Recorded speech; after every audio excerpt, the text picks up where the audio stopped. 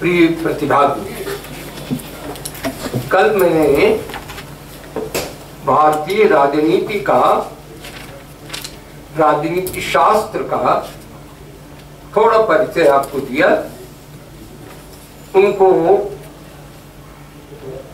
पूरी के पूरे इतिहास को 10 खंडों में विभाजित करते हुए कल आपको बताया कि राजनीति के कितने तत्व हैं, कैसे राजनीति के अंतर्गत 2 प्रकार की शासन व्यवस्थाएं हैं। एक तो राजशाही मोनार्की में राजशाही, जिसमें कोई राजा होता है। अभी हाल तक राजशाही का उदाहरण नेपाल में था। नेपाल में राजा थे, शाह थे, उनकी मंत्रिपरिषद थी और मंत्रिपरिषद के अनुसार फिर व्यवस्थापिका परिषद थी जो कानून बनाती थी, न्यायपालिका थी और कार्यपालिका थी। उनकी अमात्य परिषद थी। वे जो अमात्य होते थे वही राणा कहलाते थे।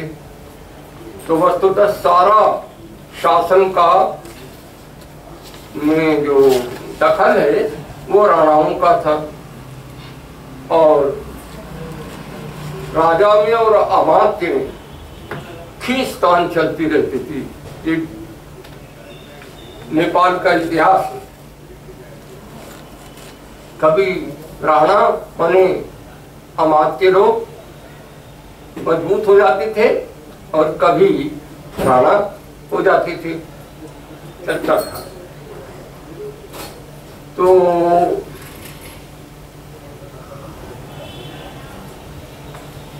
मैंने बताया कि इस प्रकार 2 काम शासन, चाहे राजशाही हो और चाहे गणतंत्र हो। प्राचीन भारत में राजशाही भी थी और गणतंत्र भी था। गणतंत्र के गण का मतलब होता है समूह। समूह बन जाए और बन करके वो फिर अपना प्रतिनिधि चुन ले और प्रतिनिधि चुन करके प्रतिनिधि फिर उनकी सभा बन जाती है और फिर वही व्यवस्थापिका है, वही कानून बनाता है, वही न्याय विधान भी करता है और वही एक तरह से संपूर्ण कार्यपालिका का काम भी वो करता है। तो न्यायपालिका, कार्यपालिका और व्यवस्थापिका, ये तीनों अंग अगर हो तो राज बनता है। राज बनने के लिए मैंने बताया था कि टेरिटरी चाहिए, माने एक क्षेत्रफल चाहिए, क्षेत्र चाहिए, वो छोटा हो बड़ा हो। लेकिन वो तब होता है जब उस सारा निर्णय करने का अधिकार उसी की परिषद के पास हो। अगर उसकी परिषद के पास वो अधिकार नहीं रहा तब फिर वो वस्तुतः पूरा राज्य नहीं होता है। उदाहरण दूं, जैसे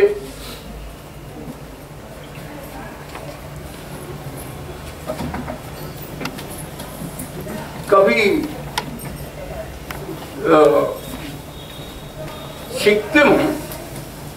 सिक्किम जो है भारतवर्ष का संरक्षित था। कुछ मामलों में सिक्किम को स्वयं शासन करने का अधिकार था, पर विदेश के साथ संबंध सिक्किम सीधे नहीं कर सकता था। तो वो संरक्षित राज्य होता है, प्रोटेक्टेड स्टेट होती है वो। राजा अगर उसको विदेश से जाना है, विदेश व्यवहार करना है, विदेश से कुछ सामान मंगवाना है, व्यापार करना है, तो सिक्किम को भारत से अनुमति लेनी पड़ती थी। खैर अब तो सिक्किम भारत उसका एक राज्य हो गया, अब इसी से में सम्मिलित है। हमारा विशेष संबंध है संरक्षित, तो वो एक मामले में है, वरना उसका संबंध है भूटान का। भूटान जो है वो भारतवर्ष के द्वारा संरक्षित है, भारतवर्ष के संशय में है। अगर भूटान की सीमा पर चीन चढ़ आया तो भूटान को चिंता करने की जरूरत नहीं है, हिंदुस्तान पहुंच गया वहां पर, आपकी जरूरत कैसे, ये तो हमारा है। ये राजनीति में काम चलता है। तो ये सब राजनीति के जो मुख्य काम है, राजनीति बिना क्रियाशीलता के नहीं चलती, क्रिया है उसमें। अंग्रेजी में उसको कहते हैं एक्शन। जब तक एक्शन नहीं करेंगे तब तक राज्य क्या चलेगा, एक्शन होना होगा। हमारे सैनिकों को अभी अभी हाल में पाकिस्तान के उकसाने पर या किसी के उकसाने पर हत्या की गई। अब सारा भारतवर्ष ये जानना चाहता है कि क्या एक्शन हो रहा है। एक्शन नहीं हुआ तो पिलपिली उड़ जाएगी। ये जो फिर शासन नहीं होता है। अगर तब तक कोई शासन से भयभीत नहीं होता जब तक शासनकर्ता के भीतर यदि प्रसन्न हो जाए तो जो चाहे वो दे दे,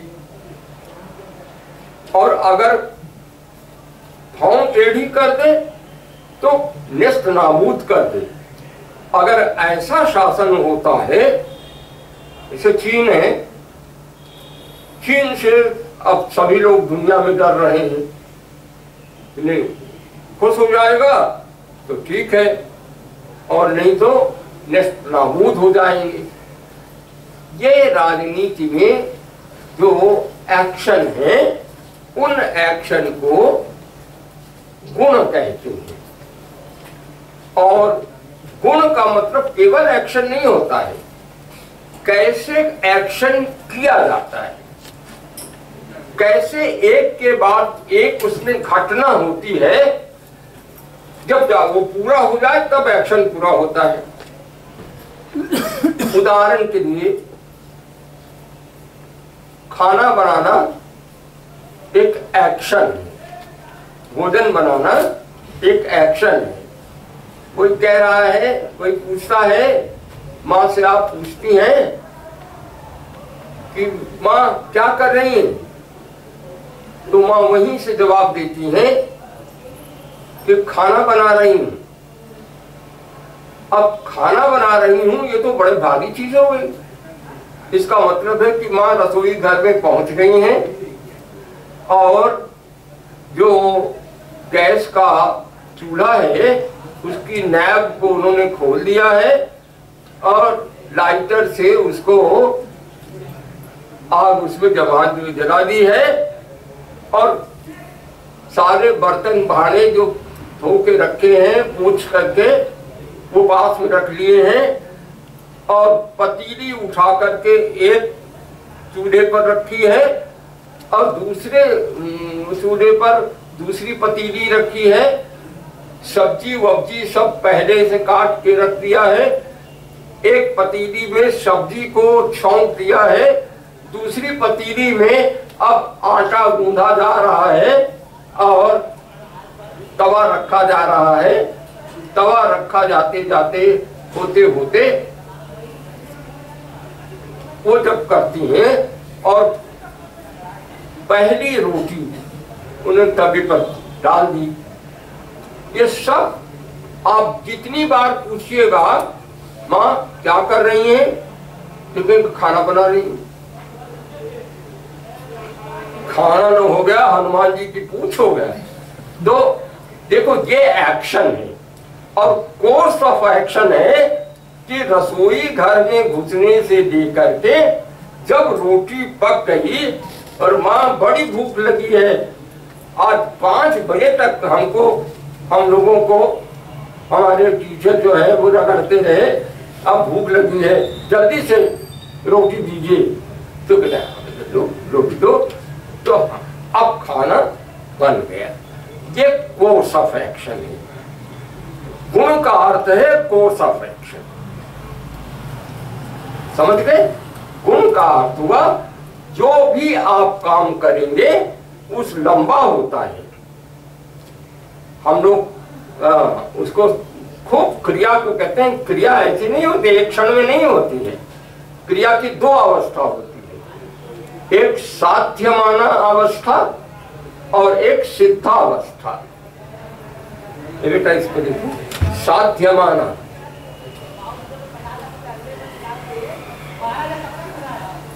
और दूसरी सिद्धावस्था। साध्यमाना अवस्था क्या है? वही चूल्हा, पहले चूल्हा होता था ना, तो पहले तो चूल्हा हो, उसमें फिर लकड़ी रखी जाए, फिर उसको उसमें लकड़ी में आग डाली जाए, वो पकना शुरू हो जाए, तब से लेके बटलोई रखी जाए। अब तो बटलोई होती नहीं, पर अभी बटलोई देखा तो होगा, एकदम से तो गायब नहीं है, कहीं न कहीं होगी। तो बटलोई रखी जाती थी और बटलोई में पानी रखा जाता था, तो कहा अदहन रख दिया है।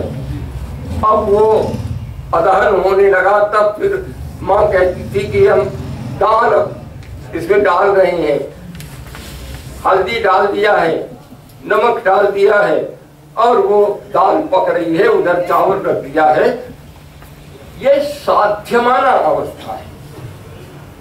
आप पूछते हैं किन करोषि, तो भीतर से आवाज आती है पचामी पचामी, पका रही हूँ, खाना पका रही हूँ। और जब भात बन गया और दाल बन गई, तब कहते हैं सिद्धम, पूरा खाना पक गया। सिद्धावस्था आने पर कहते हैं खाना बन गया। तो इसी तरह से राजनीति में भी साध्यमाना अवस्था होती है एक्शन की, और सिद्धावस्था होती है। साध्यमाना अवस्था का उदाहरण डोकलाम के प्रकरण में आपको दिखाई पड़ा कि अब कर रहे हैं, और सामने सेना खड़ी हो गई, चीन की सेना भी आके खड़ी हो गई, और 2 महीने तक सामने एक दूसरे के वो डटे हुए थे। चीन कहता था कि पीछे हट जाओ, नहीं तो नेस्त नाबूद कर देंगे। कहा है चीन ने कि पीछे हटो, वरना तुमको बिल्कुल बर्बाद करके रख देंगे।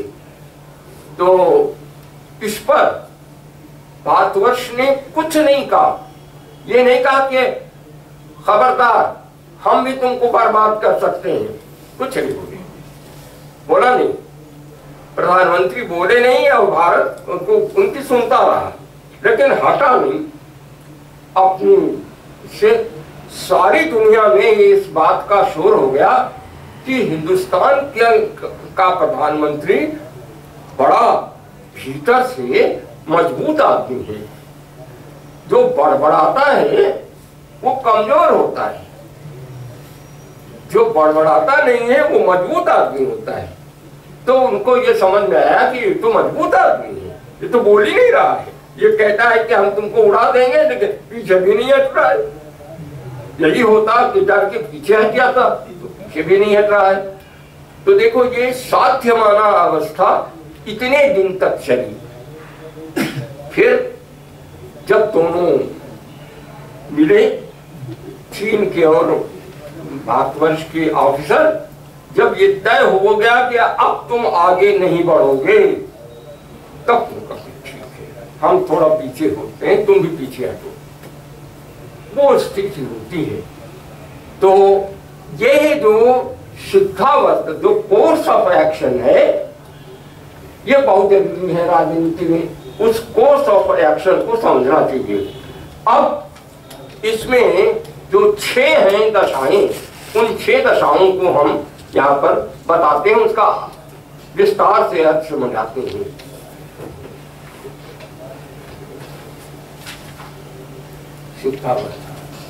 क्रिया की 2 अवस्था, हाँ, और क्रिया के पहले लिखो एक्शन, क्योंकि क्रिया बहुत तरीके होती है। देखो अंग्रेजी के शब्दों से थोड़ा बातें समझ में आती हैं, इसलिए हम उसका प्रयोग करते हैं। एक शब्द है एक्टिविटी, वो भी क्रिया है, एक्टिविटी को भी क्रिया कहते हैं। भारत अध्ययन केंद्र में क्या एक्टिविटी हो रही है भाई? इस समय वहां पर कार्यशाला चल रही है, पंचतंत्र पर कार्यशाला चल रही है, ये एक्टिविटी है, ये एक्शन नहीं है। एक्शन और एक्टिविटी में, अब एक्शन वो है जहां की चीन ने आक्रमण किया और हमने सामने जाके खड़े होकर चुनौती दी। इस तरह से एक्शन एक्टिविटी में अंतर है। तो ये जो एक्शन है, हाँ, अब है संधि, दूसरा है विग्रह,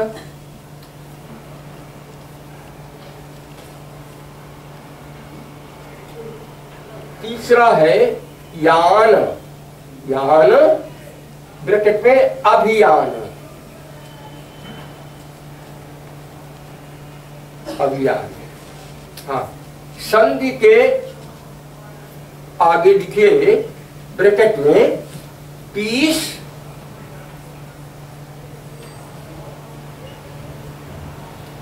और अलायंस, ALLAINCE, अलायंस, शांति और समझौता। संधि के भीतर 2 चीज आती है, समझे? संधि ऐसे कि अकेली संधि नहीं है। राधा अभी अभी राजतंत्र में अभी भी शासन मिला है, शासन मिलते ही तुरंत अगर आप बिना तैयारी के लड़ाई शुरू कर देते हैं तो हार सकते हैं। तो इसलिए पीस, पीस एंड अलायंस, विग्रह, वार, वार, युद्ध,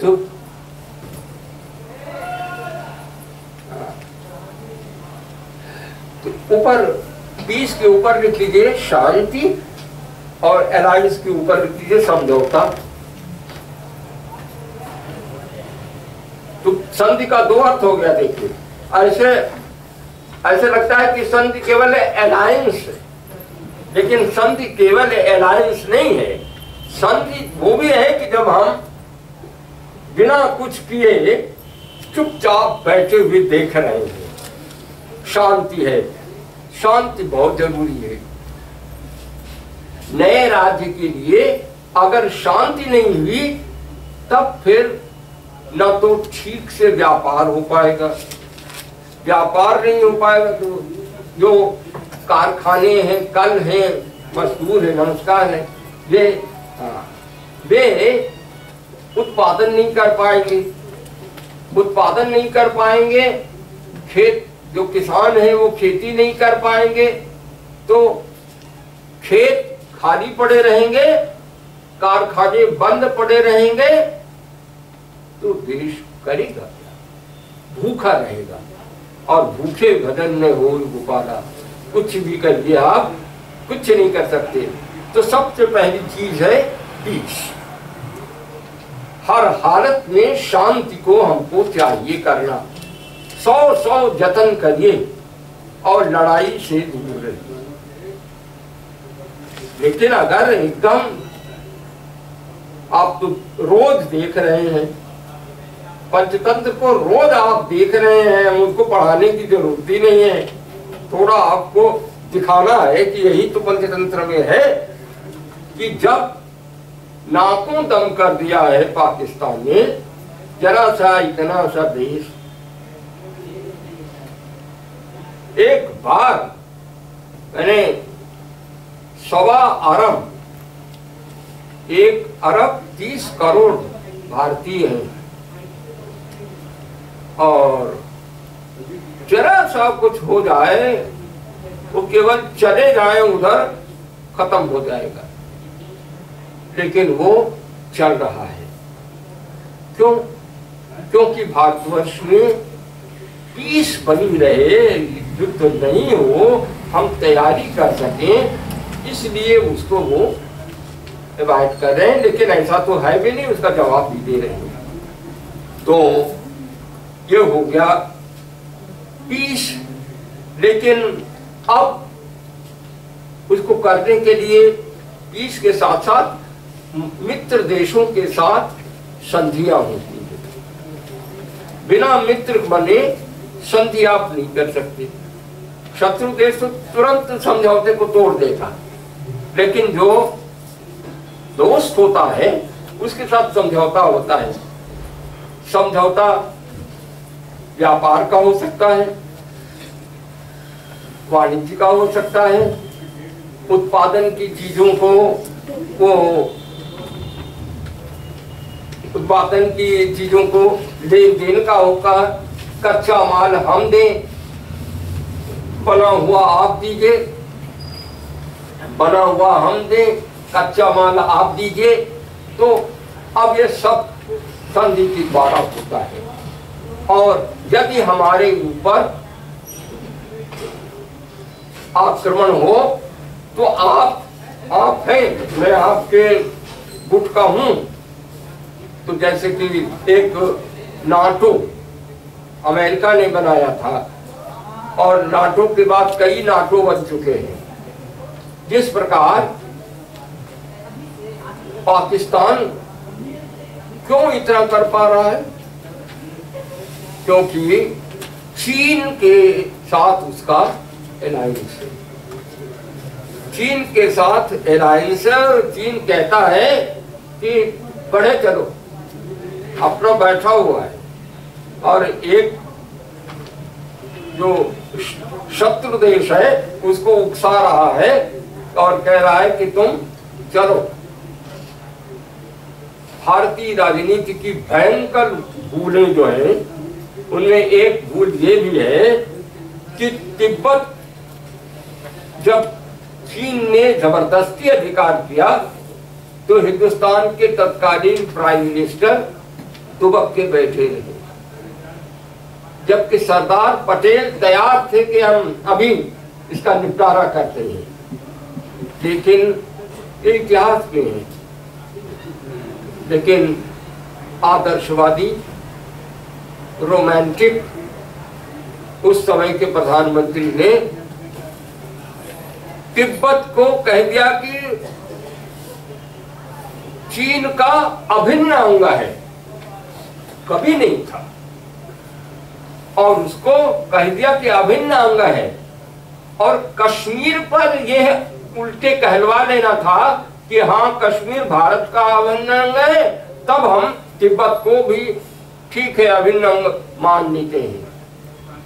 कुछ नहीं, कश्मीर तो विवादास्पद है, पर तिब्बत अभिन्न अंग हो गया।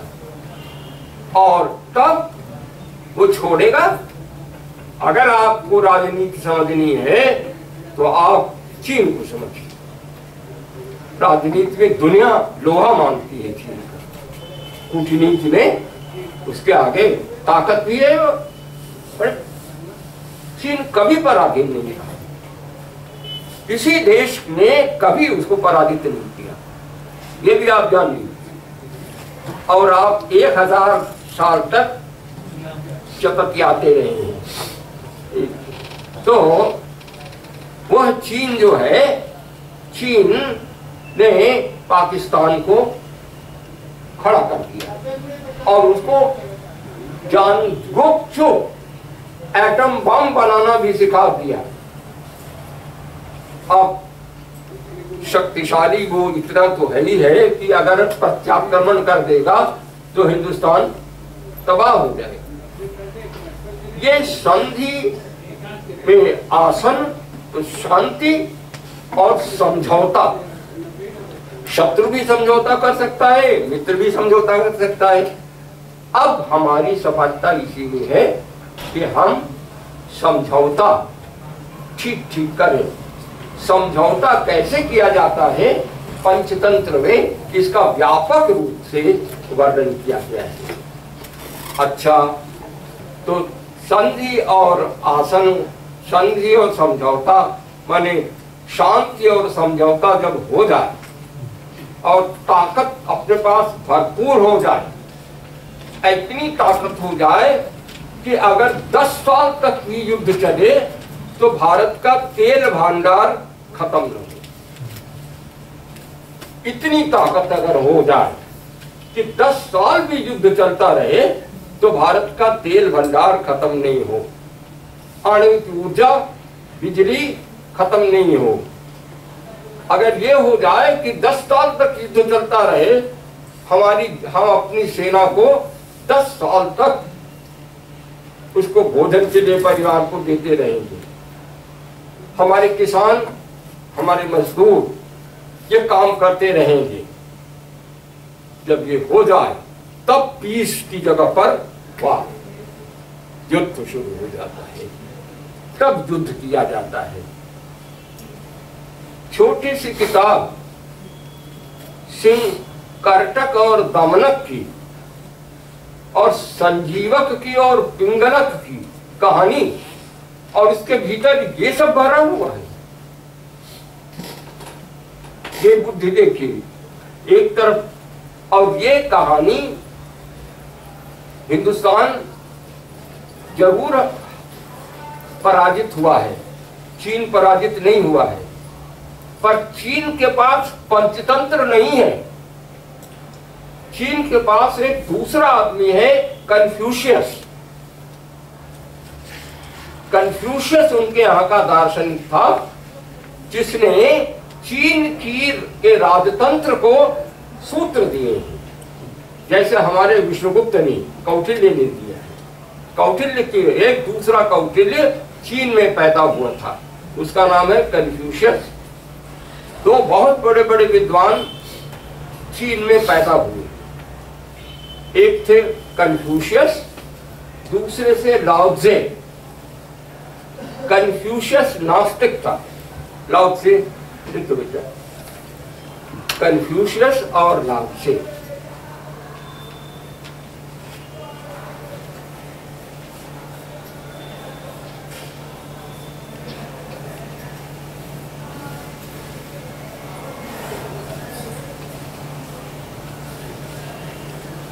बिल्कुल ठीक।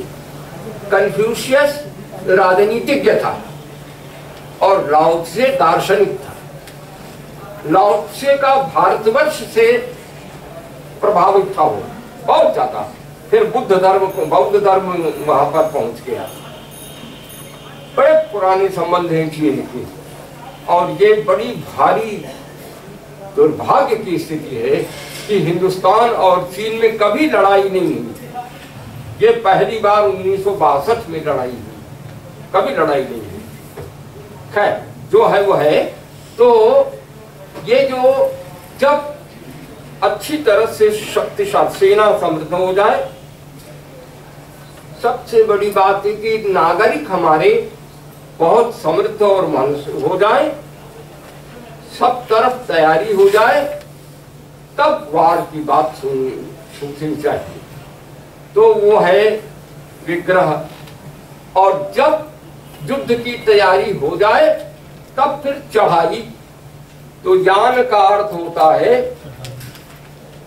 संधि, विग्रह, यान, अभियान। अभियान में चढ़ाई, फिर चढ़ाई कर गया और चढ़ाई की, और पता चला कि अगर और चला गया, हमारा तो पेट्रोल खत्म हो रहा है, और हमारे जो हवाई जहाज थे 500 हवाई जहाज थे, उसमें से 250 हवाई जहाज तो बेकार हो गए।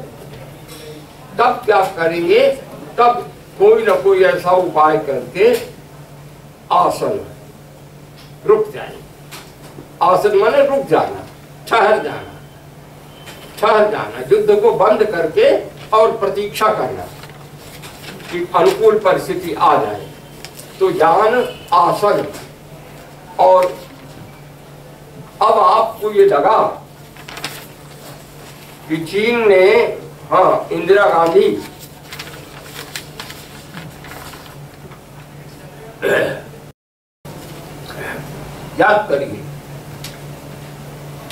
याद करिए कि इंदिरा गांधी ने क्या किया था। पाकिस्तान ने बहुत उपद्रव किया, 1 लाख सैनिक बंगाल में, पूर्व बंगाल में उसे भेज दिया। और तब इंदिरा जी ने चढ़ाई करी, चारों तरफ से चढ़ाई हो गई। मुसलमान जो पाकिस्तान की सेना घिर गई और चढ़ाई की। तो पाकिस्तान उस समय अमेरिका के बड़े नाक का बाल था। तब अमेरिका के राष्ट्रपति ने कहा कि खबरदार हिंदुस्तान, हमारी 7th फ्लीट चल रही है। 7th फ्लीट जो 7वां बेड़ा है हमारा जहाजों का, वो अब कूच कर रहा है, या तो हटो या तो नेस्त नाबूद कर देंगे। अब इंदिरा जी ने देखिए, पहले से इसको समझ लिया था कि अमेरिका ये करेगा, और तब उन्होंने रूस से बात कर रखी थी कि अगर अमेरिका ऐसा करे तो तुम्हें बताते हैं, तुमको आना पड़ेगा। ठीक है, हम आएंगे, हम तैयार हैं। 7th फ्लीट जब बर्मा के पास पहुंची पूरब में, उस समय रूस ने कहा कि हमारा बेड़ा अब हिंद महासागर में पहुंच रहा है। अमेरिका की ताकत नहीं थी कि वो हिंदुस्तान पर आक्रमण करके विश्व युद्ध छेड़ देता, खत्म हो जाता अमेरिका उसी दिन। आज अमेरिका बड़ा भारी मित्र बना हुआ है और रूस को वो कर रहे हैं। राजनीति में ये सब होता रहता है। तब क्या करना पड़ता है, पाकिस्तान जो है, हिंदुस्तान कह रहा है कि अब हम स्ट्राइक करेंगे। तो आज ही पाकिस्तान के प्रधानमंत्री ने कहा है कि हम फिर रीस्ट्राइक करेंगे, हम तुरंत आपके ऊपर आक्रमण करेंगे, प्रत्याक्रमण करेंगे। कौन बोल रहा है ये पाकिस्तान ने के इमरान के गले से कौन बोल रहा है? संशय, इसका नाम है संशय। बेटा चौथा है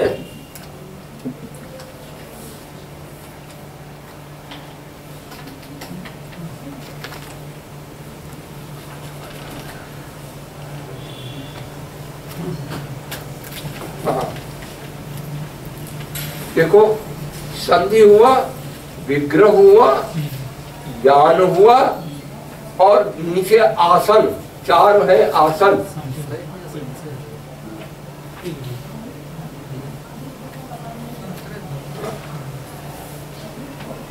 अब 5 है ये संशय। जब बड़े से लड़ाई करो, अपने से ताकतवर से लड़ाई करो, तो किसी उतने ही ताकतवर की शरण में चली जाओ। संशय का मतलब होता है, हुजूर हम आपकी शरण में हैं, हमको बचाइएगा। संशय जो पाकिस्तान कर रहा है, ये संशय है। और ये सब तब करिए जब करने की नौबत आए। ये सब करने की जरूरत है नहीं, जरूरत इसकी है जब चाणक्य वो चंद्रगुप्त को गद्दी पर बैठा देता है, चंद्रगुप्त बैठ जाता है, तो नंद वंश का जो मंत्री है शकार, वो शकार, हाँ वो जो है राक्षस, शकार नहीं राक्षस, राक्षस अमात्य राक्षस, वो लगा हुआ है कि किसी तरह से चंद्रगुप्त मौर्य का तख्ता पलट करके फिर से नंदवंश के लोगों को हम यहाँ पर रात में बैठाए। नमस्कार नमस्कार। तो यह जो आई नंदवंश को उन्मूलित करके और किसी प्रकार फिर से हम नंदवंश को फिर से बैठा दें। और एक तरफ राक्षस है जो इस समय हिमाचल में जो राज्य था, उस हिमाचल के राज्य में मलय केतु राजा है, वो उसके पास पहुंच गया है और कहता है कि देखो तुम हम पर भरोसा रखो, हम तुमको पूरे भारतवर्ष का सम्राट बनाएंगे, हमारे पास वो दिमाग है। और इधर चाणक्य कह रहा है कि ये जो नंदकुलकाल भुजगीं कोपानल बाललोल धूमलतां अद्यापि वध्यमानां वध्य कोलेच्छत शिखां में। नंदकुलकाल भुजगी, ये वही चोटी है जो नंद वंश के लिए कालकूट भरी हुई सर्पिणी साबित हुई है। नंद वंश को छोड़ा नहीं है।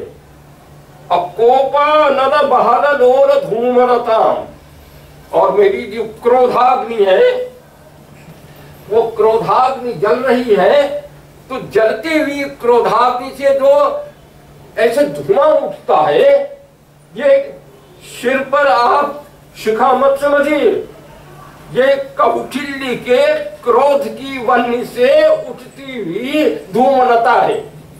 नंदकुलकार भुजगीं कोपानल बहरलोल धूमलतां अद्यापि बध्यमानां वध्यः। मेरी प्रतिज्ञा पूरी चुकी है, मैंने अपनी चोटी बांध ली है, लेकिन बध्यमान जो मेरी चोटी है उसको कौन है जो बंधा रहने नहीं देना चाहता। मैं फिर से खोलूं क्या? ये बंधी हुई चोटी आगे बात फिर खोल दूं? तो वो कहते क्या हो गया है? तो नंद का वो कहता है कि हाँ ठीक है, मैंने उपाय कर रखा है।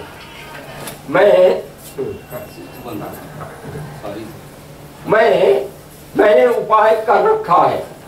मैंने चप्पे चप्पे पर अपने शिष्यों को, अपने मित्रों को गुप्तचर के रूप में नियुक्त कर रखा है। मेरे चेले, मेरे शिष्य और मेरे मित्र, दूसरे नहीं। ये खाने वाले गुप्तचर नहीं गुप्तचर होते। गुप्तचर वो होते हैं जो गर्दन कटाते हैं अपने स्वामी के लिए। तो वो कौन होता है? वो तो शिष्य होता है, पुत्र होता है। वो अपनी जान दे करके अपने गुरु और अपने पिता की करता है। एक पेशेवर ये क्या करेंगे? ये तो रोज हो रहा है, दुख होता है। आई से 10 आदमी आ जाएं और मार के चले जाएं, रोज ये हो रहा है। क्या हमारे यहाँ उत्सर्ग कर देने वाला 100-200 लोग भी नहीं कि अपने प्राण का उत्सर्ग कर दें? तो उनका भी चप्पे चप्पे पर मैंने नियुक्त कर दिया है। तब तक एक घुस के आता है घबराया हुआ चेला, कहता है गुरुजी बड़ा गड़बड़ हुआ। आपके जितने मित्र थे, जितने चेले थे, वो सब आश्रम से चले गए। आप तो बिल्कुल अकेले हो गए। क्या सब चले गए हैं? ठीक है, ये जाता किमपि प्रधार्य हृदये पूर्वं गता एव ते। जो चले गए हैं उन्होंने मन में कुछ ठान लिया है, वे तो चले ही गए हैं। जिन्हें जाना था वो तो चले ही गए हैं। ये जाता किमपि प्रधार्य हृदये पूर्वं गता एव ते, वो तो चले गए। ये तिष्ठन्ति, जो बचे हुए हैं, ते भी गच्छन्तु, वो भी जाएं। जो बचे हुए हैं वो भी जाना चाहते हैं तो जाएं। एका केवल अर्थ साधन विधौ सेना शतेभ्योऽधिकानन्दोन्मूलन दुष्टमन्विमहिमा बुद्धिस्तुमारान्मम। केवल एक मेरी बुद्धि मेरे पास है। जो जाने वाले हैं नंदोन्मूलन दुष्ट वीर्य महिमा, जिसकी शक्ति की महिमा नंद वंश के विनाश में दिखाई जा चुकी है, मेरी वो बुद्धि वो रहे। पंचतंत्र माने कौटिल्य, पंचतंत्र माने बुद्धि का यह वैभव। अगर ऐसी बुद्धि नहीं है तो क्या राजनीति है? राजनीति के पीछे बहुत ऊंची आत्म के उत्सर्ग की व्यक्ति होती है। जो ऐसा वो प्रधानमंत्री है कि बुलाते हैं चंद्रगुप्त, आदमी को भेजते हैं तो कहता है, वहीं पर पहले से शिष्य है, कहता है अहो राजमंत्रिणः आद्यस्य विभूति, भारत के साम्राज्य के प्रधानमंत्री का की संपदा तो देखो। भारत के प्रधानमंत्री की संपदा को देखो। और क्या संपदा है? पढ़ो तुम लोग, क्या हिंदुस्तान है इसको पढ़ो। दुख है, उस हिंदुस्तान को हम भूल गए हैं, दुख की बात है। तो कहता है कि ये है उपन शकल में भेदकं गोमयानाम। ये देखो, ये यहाँ पर पत्थर के टुकड़े हैं, इनसे उपले तोड़े जाते हैं। ये उपले हैं यज्ञ में, यज्ञ करने के लिए उपले तोड़ने के लिए पत्थर है। उपन शकल में भेदकं गोमयानाम बटुभिरुपहृतानाम बर्हिषां स्तोमैव एषः। और ये जो विद्यार्थी हैं ये गए हैं, ये गुरु जी के लिए कुशा को उखाड़ के ले आए हैं, उसका गट्ठर ये रखा है। तो उपन शकल में भेदकं गोमयानाम बटुभिरुपहृतानाम बर्हिषां स्तोमैव एषः। और ये क्या है? ये कुटिया है जिसके छाजन उखड़ रहे हैं। कुश की छाई हुई ये कुटिया है, उसके भी छाजन उगड़ रहे हैं। ये भारतवर्ष के महामात्य की समृद्धि है। कहाँ गया वो हिंदुस्तान?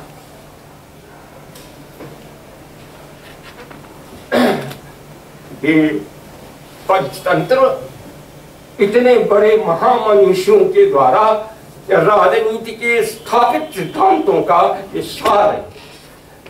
उनको आपको फिर से याद कराने के लिए हम इसको आपसे रोज बता रहे हैं कि ये क्या है। तो बताता है कि शांति से रहो, समझौता करके रहो। पहली बात, यदि तुमको रहना है जीवन में राजा के राष्ट्र के रूप में, तो शांति की कामना करो और समझौता भी करो। लेकिन नहीं चलता है तब फिर तैयारी करो, शांति में तैयारी करो, और फिर बदमाशी करता है अगर कोई तो युद्ध करो, युद्ध करना है। लेकिन संधि है, विग्रह है, और युद्ध करना है तो अभियान कर, चढ़ाई कर, और चढ़ाई करके अगर लगे कि नहीं अब हम थोड़ा इस समय हमको मजबूती की जरूरत है तो रुक जाओ। ऐसा नहीं कि चढ़े तो चले ही। जब रूस और अमेरिका की मित्र राष्ट्रों की लड़ाई चल रही थी, तो उस लड़ाई में वो हिटलर आगे बढ़ गया, हिटलर की विजय हो गई।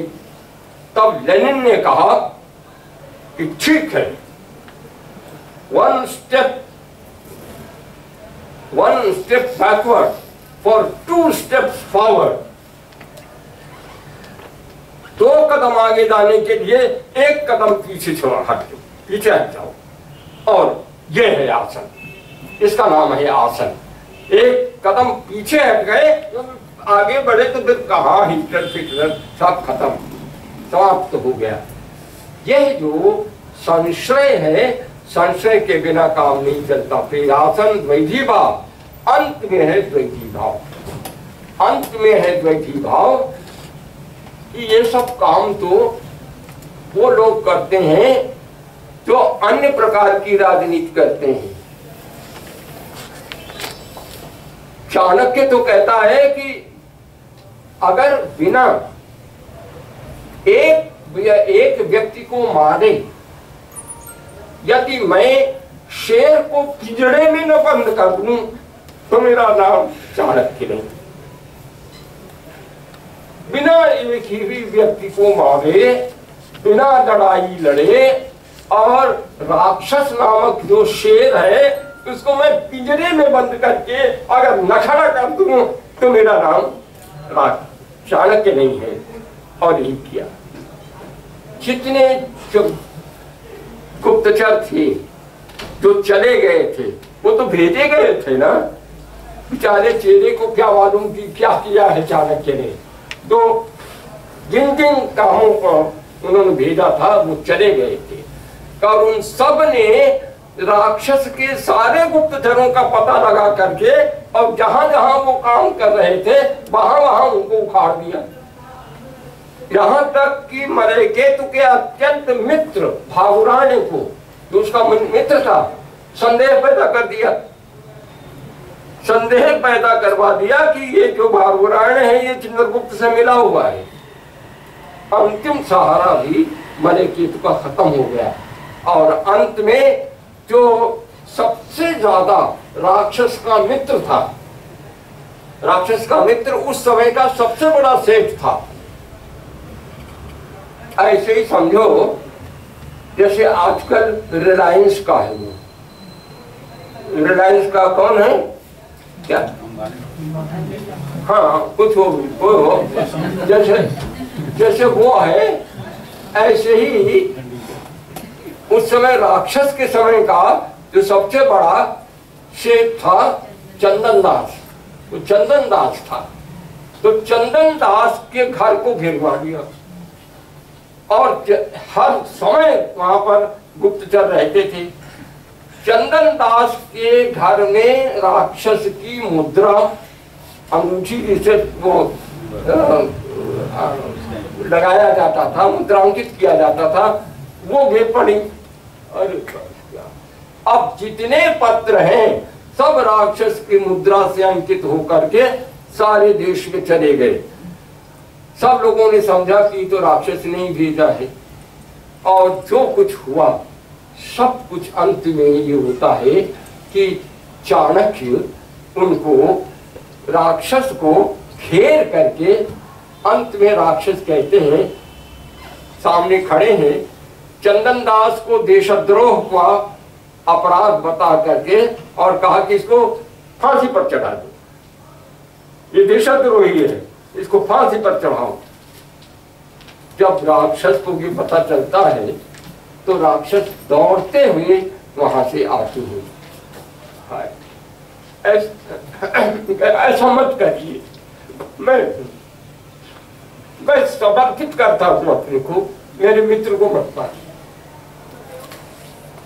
ये इसको कहते हैं, ये अंतिम है संशय के बाद द्वैधी भाव।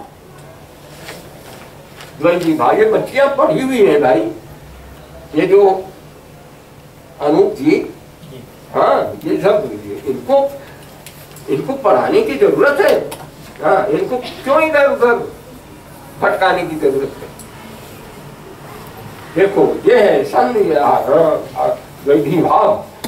तो जब इसको, अब आप देखो कि ये सब की सब चीजें इस पंचतंत्र में हैं कि नहीं। बहुत जल्दी जल्दी चीजों को हम अब आपसे कहेंगे।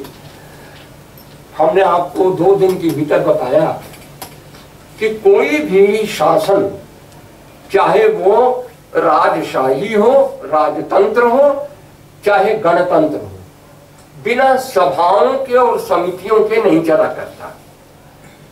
जैसे आप देख रहे हैं सारी दुनिया में, हर देश में उसकी अपनी लोकसभा होती है, उसकी राज्यसभा होती है, पार्लियामेंट होती है, हमारे यहाँ भी थी। अब पार्लियामेंट में कैसे लोग जाएं, तो इसमें से आपको थोड़ा थोड़ा हम बताएं। हाँ,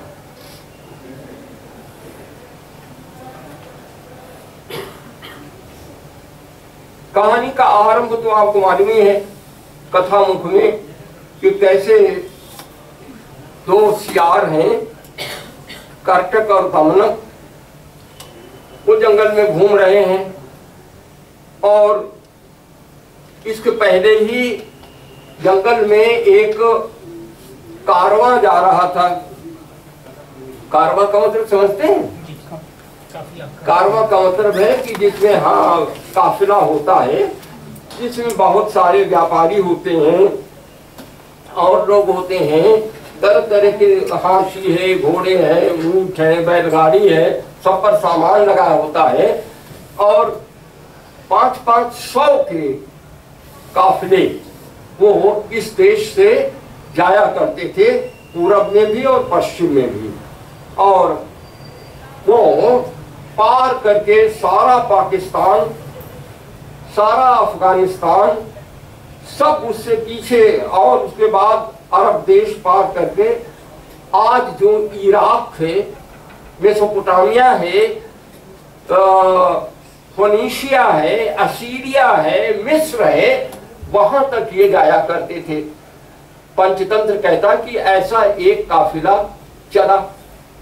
जब चला तो एक जंगल में जा रहा था, जंगल में पानी बहुत भरा हुआ था, अभी बरसात समाप्त हुई थी, और बरसात के बाद ही काफिले चला करते थे जब भूमि सूख जाती थी। लेकिन एक जगह दलदल में एक बैलगाड़ी, जो सबसे अच्छी बैलगाड़ी थी, उसके एक बैल का पैर चला गया, तो टूट गया। अब वो आगे बढ़ने के लायक ही नहीं था, खोल दिया गया। 1-2 दिन देखा, सार्थवाह ने, सार्थ कहलाता था काफिला मैंने सार्थ, वो सार्थ में वो जाने के लायक नहीं था, तो अंत में उसको छोड़ दिया और काफिला आगे बढ़ गया। अब 2-3-4 दिन 5 दिन के बाद वो किसी तरह से भूख से व्याकुल हो गया था, लेकिन धीरे धीरे धीरे धीरे उठा और लंगड़ाता हुआ किसी तरह से टांग को खींचा और आगे बढ़ा। तो खूब हरी हरी घास थी, खूब हरी हरी घास उसने खाया। एक 10 दिन जब हरी घास मिली तो उसका पैर वैर तो सब ठीक हो गया, और वो खा करके और डकारने लगा, हकड़ने लगा, और हकड़ने से बां बां जब उसने किया तो चारों जंगल में हाहाकार बन गया कि पता नहीं कौन ये जीव आ गया है। जंगल का राजा पिंगला वो आया, प्यासा हुआ था, नदी के किनारे पहुंचा, तब तक देखा कि कोई भयंकर आवाज कर रहा है, तो रुक गया। रुक करके पता करने लगा कि ये कौन सा, क्या है, ये कौन आ गया। और वहां सारे उसके जो सवार साथ के थे, उसके साथ में जो हाथी थे और उसके साथ ऊंट थे, उसके साथ घोड़े थे, तरह तरह के सब जीव थे, सब उसके मंत्री थे। वो सब भी नहीं समझ पाए, बैठ गए। और उधर दो सियार थे, कर्टक और दमनक। वो देखते हैं कि क्या हुआ, ये तो प्यासा आया और फिर पीछे चला गया। तब वो उन्होंने सोचा कि जरूर कोई बात है, ये डर गया है। तो उसने दमनक से कर्टक ने कहा कि भाई अब आज मैं राजसभा में जाऊंगा। तो दमनक ने समझाया कि कैसी बेवकूफी करते हो, ऐरे गहरे नत्थु खैरे सब पहुंच जाएंगे। भारत की कोई लोकसभा थोड़ी ही है तो वहां जहां सभी पहुंच जाए। उसके लिए कुछ चाहिए, कुछ चाहिए। कार्यकर्ता होने भर से काम नहीं चलता है। अच्छा, कुछ चाहिए उसके लिए। तो क्या चाहिए? तुम चुप रहो। अब व्यापारेषु व्यापारः, जो तुम्हारा काम नहीं है वो काम करते हो। तो कहा ये जो काम नहीं है वो काम करते हो, ये क्या काम मतलब है? तुम कैसे, ये तुमने कहा? फिर कहा सुनो, वहां पर एक जंगल में वो बड़े ही लोग थे, वो पेड़ काट रहे थे। पेड़ काटते काटते उन्होंने मुझसे पटरे बनाने शुरू किए। पटरा चीरने के लिए उसमें बीच में एक लकड़ी लगा दी कि उसके आगे, अब चले गए खाने के लिए। तब तक एक बंदर आया और बंदर जो है वो उसने आकर के अपने स्वभाव के अनुसार उसे लकड़ी जो खूंटी लगी थी उसको हिलाना शुरू किया। अब खूंटी तो हिल गई लेकिन उसका हाथ उसी में चला गया। अब वो तो छटपटाने लगा, उछलने कूदने लगा। कहा देखो यही अब व्यापार में व्यापार है। बानर का काम ये तो नहीं था और जान बानर ऐसा काम करने लग गया जैसे तुम भी कर रहे हो। तुम जाओगे राज्यसभा में। सुनो, आदमी को बुद्धि होनी चाहिए, ईश्वर ने बुद्धि दी है और हर आदमी के पास उसकी उसकी लियाकत होती है। अपनी लियाकत को समझना चाहिए। और सुनो, हमारे पिताजी उनके वो अमात्य थे, इसके मंत्री थे। उनकी गोद में मैंने सुना है, मैं बैठा बैठा उनसे सुना करता था कि वो क्या क्या समय से पहले कहते थे। तो उन्होंने समझाया है कि समय आने पर मनुष्य को मेहनत करनी चाहिए और इसमें कोई हर्ज नहीं है। और मैंने तो राजनीति सुनी है, पिता के मुख से सुनी है। और तुमको बताता हूं कि कैसे आदमी को राज्यसभा का सदस्य होना चाहिए। राज्यसभा का सदस्य के फिर उसने गुण बताए हैं पुराने ग्रंथों से। अब कहां सियार दूसरे सियार को समझा रहा है, बच्चों को समझाना है। इसलिए बच्चों को समझाने के लिए वो सारी उसमें बताते हैं।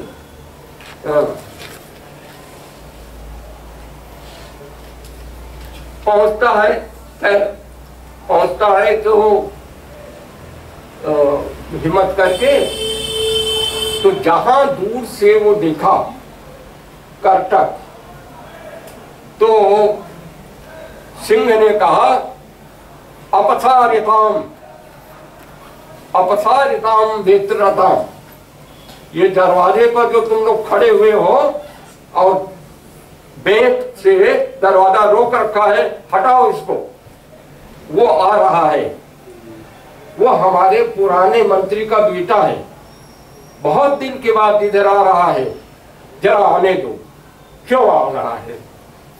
तब वो जो पहरेदार थे उन्होंने अपनी बेंत हटा दी।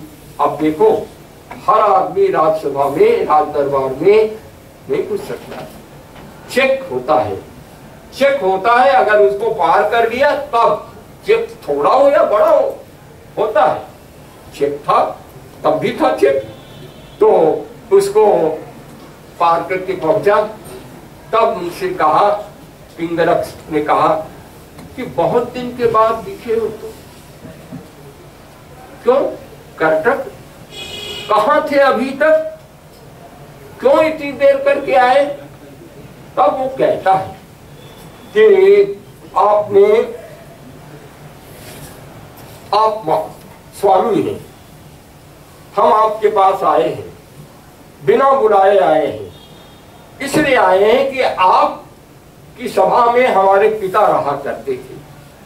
आज मैंने देखा कि आप कुछ चिंतित हैं,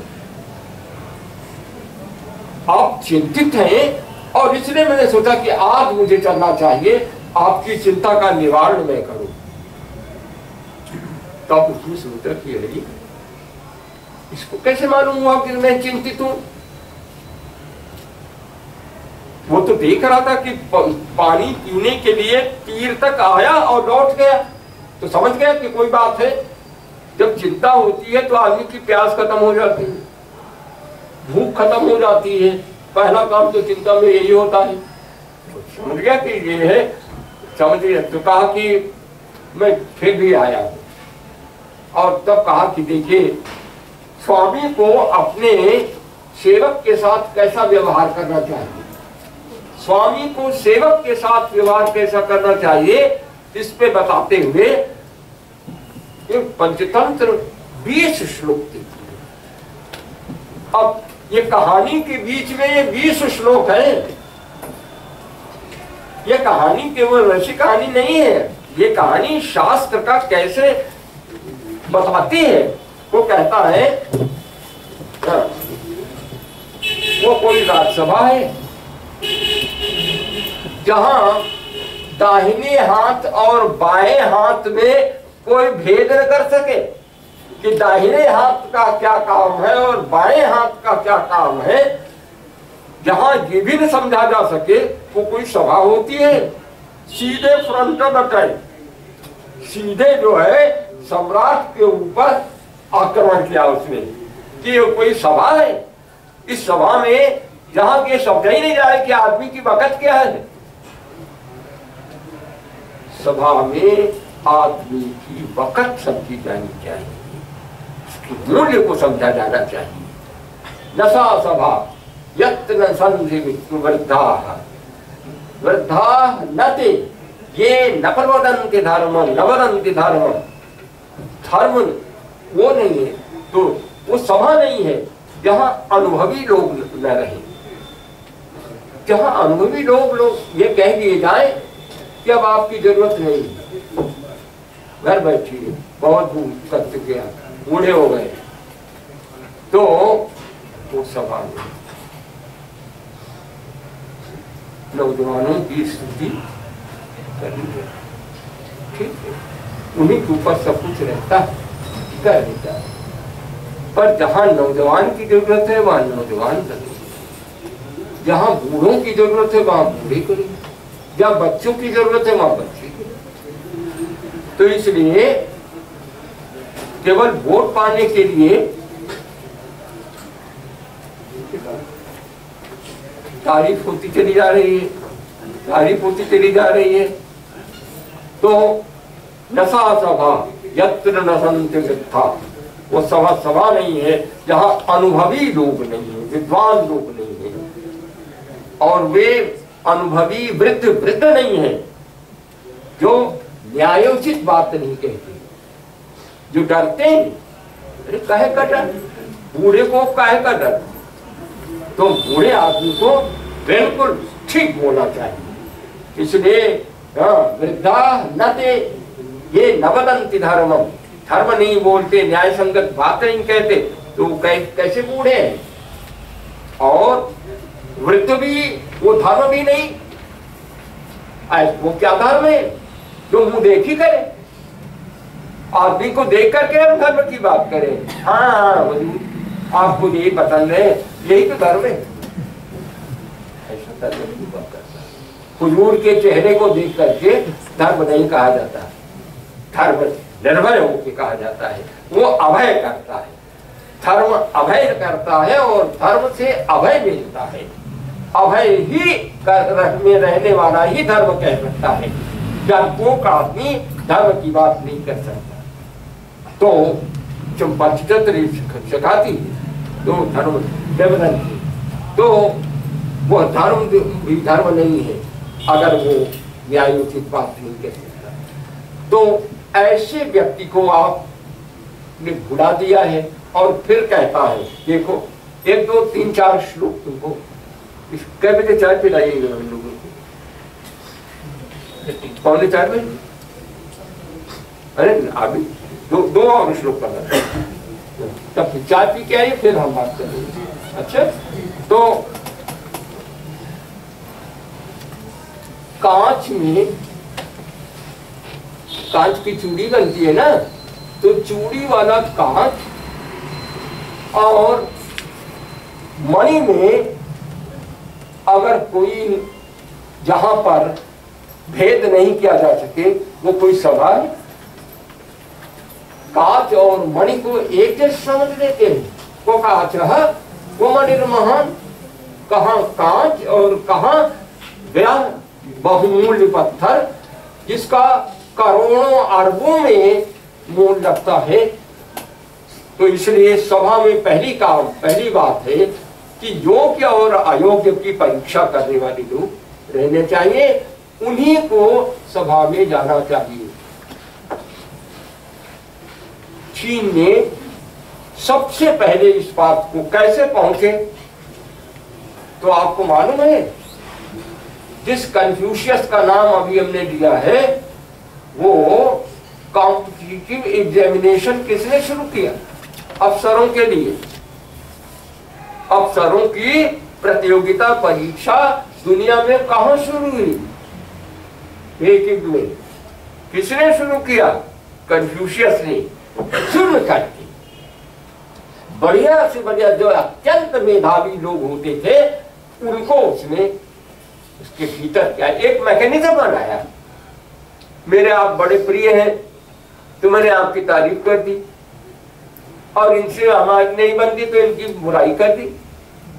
ये दोष हो सकता है, लेकिन 10 आदमी मिलकर करेंगे तो ऐसी बात नहीं है। प्रतियोगिता परीक्षा होगी, चुने जाएंगे।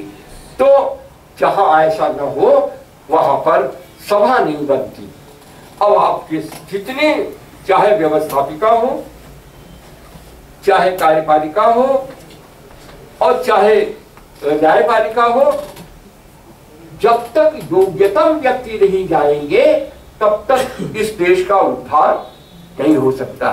और उसके लिए हमारे पास सिस्टम भी रहा है। फिर कहते हैं यत्र स्वामी निर्विशेषम समम वृत्त्येषु वर्तते। 10 आदमी हैं काम करने वाले, 10 आदमी काम करने वाले हैं वाइस चांसलर के सेंट्रल ऑफिस में।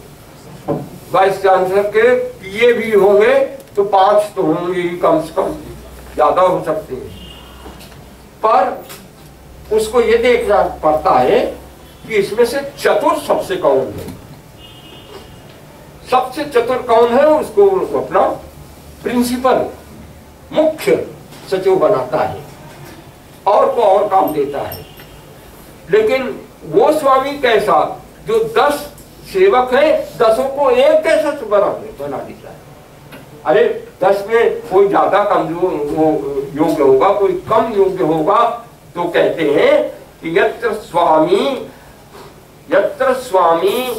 निर्विशेषम समम वृत्त्येषु वर्तते तत्रोद्यम समर्थानाम उत्साह परिहीयते। होगा क्या? जो बहुत योग्य आदमी है वो काम करने में कि भाई हम चाहे कम काम करें, चाहे बढ़िया काम करें, चाहे घटिया काम करें, सम्मान तो हमको उतने ही मिलना है तो बस हो गया, ठीक है हम काम करेंगे, ऐसे करेंगे, सब करते। उत्साह खत्म हो जाता है। और अगर उत्साह खत्म हुआ, उत्साह ही तो है आदमी में, इसीलिए वीर रस है। उत्साह में लाठी डंडा नहीं चलाया जाता, उत्साह में काम किया जाता है ना। इसी वीर रस में वो, इसीलिए वीर रस जो है वो क्रोध उसका स्थायी भाव नहीं है, उसका स्थायी भाव उत्साह है। उत्साह होता है।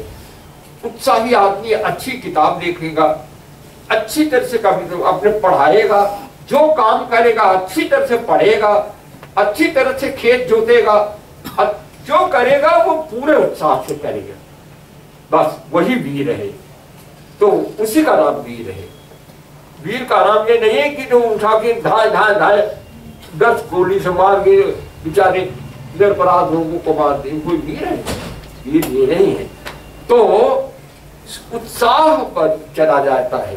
अगर योग्यता न समझी जाए तो काम करने वाले का उत्साह समाप्त हो जाता है। अतएव सुयोग्य व्यक्ति को समय समय पर पुरस्कार देना चाहिए, और उसमें भी बातें रखनी चाहिए कि उसमें किसी तरह का पक्षपात नहीं।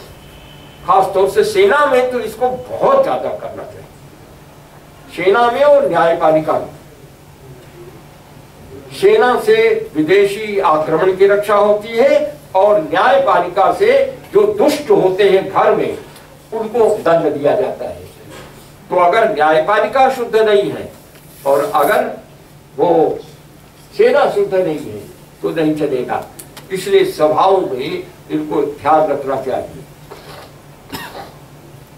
और अंत में एक राजा बिना सेवक के नहीं होता, शासक बिना सहायक के नहीं होता, और सेवक बिना स्वामी के नहीं होता।